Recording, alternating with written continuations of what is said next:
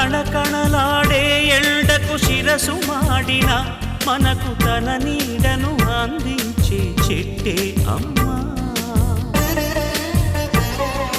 చారెడు నీళ్ళైన తాను దాచుకోక జగతికి సర్వస్వం అర్పించే మబ్బే అమ్మా. ఆ అమ్మలనే మించిన మా